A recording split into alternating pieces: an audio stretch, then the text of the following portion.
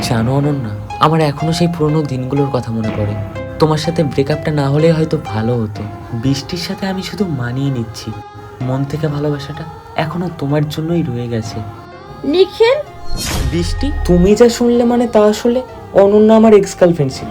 Just একটু কথা বলছিলাম, তেমন সিরিয়াস কিছু না। জাস্ট কথা? তুমি তোমার প্রাক্তন প্রেমিকার সাথে লুকিয়ে সম্পর্ক রাখছো, সেটাকে আবার জাস্ট কথা বলছো?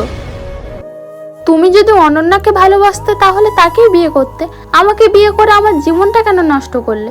একটা সাজানো সংসারকে ভেঙে দিতে তোমার বুক কাঁপছে না? আসলে কাজের চাপে তুমি আর আমি একসাথে তেমন সময় কাটাতে যাইনি। ভুল করে অনন্যার সাথে কথা বলা শুরু হয়ে যায়, কিন্তু আমি তোমাকে ছাড়তে চাই না।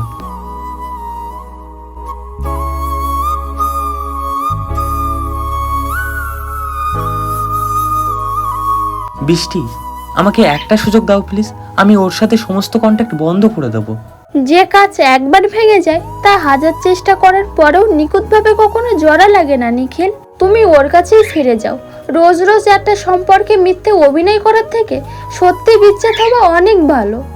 পরকীয়া শুধু একটা সংসার ভাঙে না, একটা মানুষের বেঁচে থাকার বিশ্বাসটাকে চিরতরে মেরে ফেলে।